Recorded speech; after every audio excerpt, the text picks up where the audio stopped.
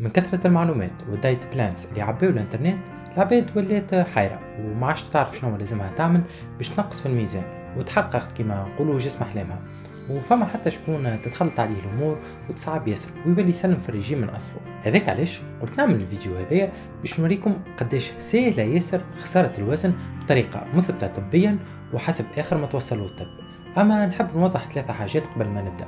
اولها، ما فماش خلطه سحريه والا دواء يخليوك تضعف في 10 ايامات وساعات اقل كما يحبوا يفهموك برشا عباد استغلاليين يستعملوا في بخلك باش يبيعوا لك ما سكر ويقولوا لك يطيح في الميزان وما غير تعب زاده. يعني كان هذا فاش تلوج نقول لك راك غلط في الفيديو.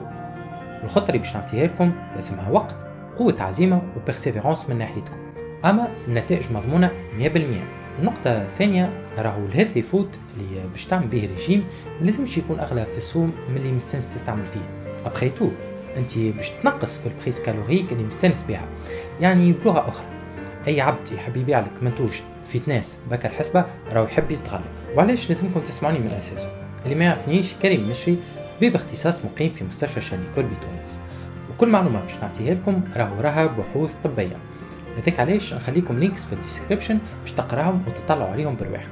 واللي يقولوا اسال مجرب وما تسالش طبيب، نقولوا اللي انا زاده وصلت للمعنى حقيقي للسمنه، وصلت نوزن 97 كيلو وقريب لمسيت ال100 كان ما لقفتش روحي، وتوا بعد 4 اشهر من سبور وريجيم طحت ل 85 كيلو.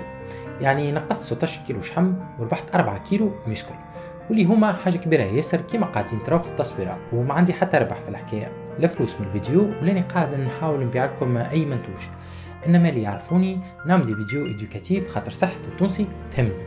خلينا نكونوا صريحين مع بعضنا، كان وصلت لمرحله السمنه راهو نتيجه زوز اخطاء في اللايف ستايل نتاعك، وهما الحميه الغذائيه نتاعك فيها دي كالوري اكثر من اللي تحرق فيها، وثانيا نقولها لك وما غير ما نحشم منك، راك سيدونتير بخلي وما تتحركش. وهذوما الحاجتين اللي باش نخدم عليهم اليوم. اول حاجه هي ماكلتك اللي لازم نصلحوها، وثاني حاجه هي السيدونتاريتي نتاعك، خاطرك اكثر الوقت تعطيه قاعد على البنك في الصالون نتاعك، يا اما تتفرج في التيلي والا كونيكتي على الفيسبوك، اما لازمك تقوم تتحرك وتبدا سبور اليوم. دونك كان نلخصوا اللي قلناه الكل في كلمه، الوزن الزائد يجي من بريس كالوريك تفوت لي كالوري اللي تحرق فيهم كل يوم. هذاك علاش لازمنا نصلحوا الفرق بين استهلاك وحرق الكالوري باش نوصلوا للديفيسيت كالوري اللي هو الحاجة الوحيدة اللي تخليك تنقص في الميزان. يقول القائل كيفاش تعرف قداش من كالوري ما يسمكش تفوتهم في النهار باش تحرق نص كيلو شحم كل جمعة، واللي هو أحسن معدل أكثرية الناس باش ما تخسرش الكتلة العضلية وما تحسش بتعب الرجيم، وخاصة يكون التزامك بالحمية أقوى، ما تفدش منها حتى ما تحسش روحك اللي أنت تعمل في الرجيم أساسا، خاطر ريجيم ستريكت ياسر تنجم فيه ساعة ما تحس روحك محروم من كل شيء وتنجم ما تكملش فيه. هذاك علاش احسن معدل هو نص كيلو شحم كل جمعه، واللي هي حاجه كبيره ياسر بعد ما يتلموا جمعه بعد جمعه. مانيش باش نعطيكم المعادله الطبيه اللي نستعملوها باش نسهل عليكم الحكايه ياسر. خليكم ليها في الديسكريبسيون، يقول لكم بالضبط قداش تحرق في النهار، قداش لازمتك من كالوري باش تنقص من وزنك حسب الهدف نتاعك. بالنسبه لي انا عمري 28 سنه، طولي 183 سنتيمتر، نوزن 85 كيلو، ونترينا 5 مرات في الجمعه.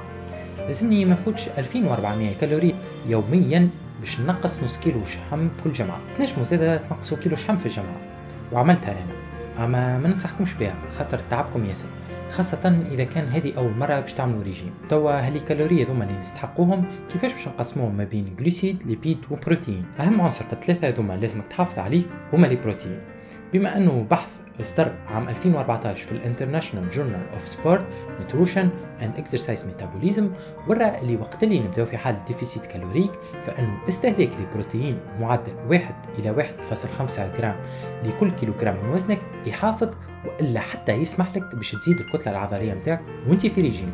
هاو انا كيفاش نعمل، نحسب قداش لازمني من جرام بروتين في النهار، يعني 1 جرام في 85 كيلو، يعني حاجيتي يوميا من البروتين هما 85 جرام يوميا. نقسمهم ما بين 200 جرام اسكالوب، عظمتين، 30 جرام واي، هذوما ديجا يجيبوا لي 90 جرام من البروتين و650 كالوري. الباقي نتاع الكالوري نقسمهم ما بين سلايد، شويه مقرونه كيما 200 جرام قبل السبور، وهاو وجباتي لشنو لازم يشرب في الصباح، نص النهار، وفي الليل نحب نرقد خفيف. هذاك علاش ناخذ تفاحه، ان بول دو سيريال، نعمل ميزولي مزيان، يعني انا وجوي باش ما نفدش. نحب نقول زادا ميرسي لصابرين ونجلة على التصاور، خاطر انا تطيبي ما يشبه لحتى شيء، وباش نخليكم لي انستغرام تاعهم في الديسكريبسيون باش تتابعوهم، خاطر بالحق يعملوا في حاجات مزيانه وبنينه ياسر. ونحب ناكد زادا على زيت الزيتون التونسي اللي يغطي معظم حاجياتنا من الشحوم الباهيه. سؤال يطرح روحه، قداش من وجبه لازمتك في النهار؟ كان تحب تحافظ على الكتله العضليه 4 وجبات في النهار كما قلت لكم هي احسن معدل. وبربي خرافه نحي عشاء الليل تو تضعاف انساوها.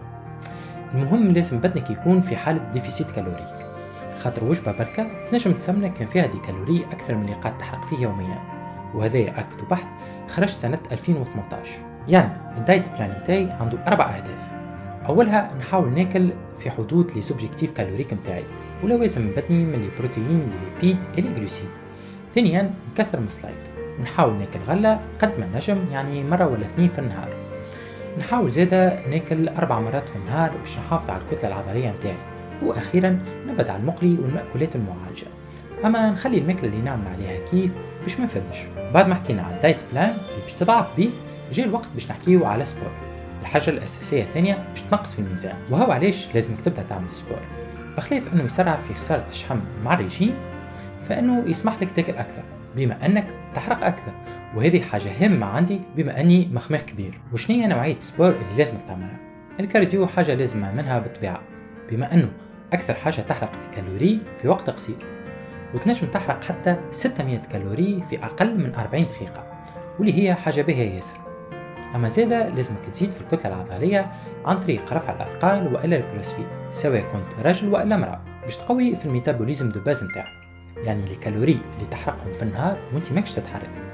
كيف تحسن في المظهر متاعك، وهكا مع اول فرق في بدنك فانه السبور نوعتك باش يولي لك ادمان، وتزيد فرصتك باش تتبع في الرجيم وتخلط اللوك اللي تحلم بيه. وما تنساوش زادا اللي سبور سي ان انتي ديبريسور، وين باش تحس حياتك تتحسن ياسر، كسوسوا باش تقوم في نشاط اكبر في الصباح، المورال يطلع لك، التركيز في الخدمه يزيدك، وخاصه احساسك بالرضا على نفسك. فما برشا حاجات اخرين مهمين ما حكيتش عليهم خاطر الوقت ما كافينيش، وحبيت نعملهم فيديو وحدهم ان شاء الله، كيما اهميه الماء اللي لازمك تشربه كل يوم، اهميه النوم، ولي سوبليمون اللي لازمك تستعملهم ونقول لكم توا اللي هما كانوا 2. هذاك علاش ما تنساوش باش تهرسوا فلسه الابونمون بتاعها وتضربوا هكا الجرس هكاك ما تفوتكم حتى فيديو. وما تنساوش باش تتابعوني على الانستغرام كان عندكم سؤالات تحبوا تسالوها، وكالعاده ما بقى لي نقول لكم كان thanks for watching ولا بروشين. Because if you're willing to do the work, you can have anything.